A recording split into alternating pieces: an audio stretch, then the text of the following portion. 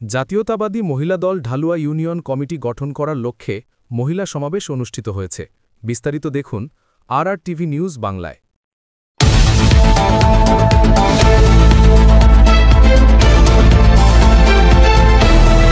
আপনারা দেখছেন RRTV news Bangla, খবর নয় আমরা বলি বাস্তবতা। কুমিল্লার নাঙ্গলকোট উপজেলা বাংলাদেশ জাতীয়তাবাদী মহিলা দল ঢালুয়া ইউনিয়ন কমিটি গঠন উপলক্ষে মহিলা সমাবেশ মঙ্গলবার বিকালে ঢালুয়া উচ্চ বিদ্যালয় অডিটোরিয়ামে অনুষ্ঠিত হয়।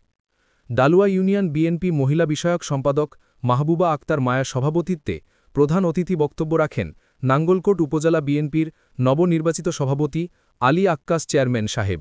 প্রধান বক্তার বক্তব্য রাখেন উপজেলা মহিলা দলের আহ্বায়িকা রাবেয়া সুলতানা চামেলি। উপজেলা মহিলা দলের সদস্য সচিব মরিয়াম আক্তার হেনা, ঢালুয়া ইউনিয়ন বিএনপি সাধারণ সম্পাদক আজাদ হোসেনের সঞ্চালনায় বিশেষ অতিথি বক্তব্য রাখেন উপজেলা বিএনপির নবনির্বাচিত সাংগঠনিক সম্পাদক মিজানুর রহমান, ঢালুয়া ইউনিয়ন বিএনপির নবনির্বাচিত সভাপতি ইসহাক মজুমদার, ঢালুয়া ইউনিয়ন বিএনপির নবনির্বাচিত সাংগঠনিক সম্পাদক বেল্লাল হোসেন ভুইয়া।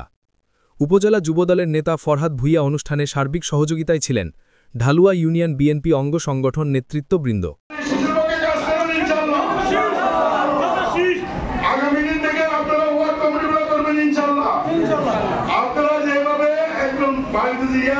একটা করে ঢুকি মনের সাথে কথা বলতে পারেন, একজন পুরুষ কিন্তু সেভাবে পারে না, ঠিক না? আমি আপনারা অনেক কষ্ট করে আমার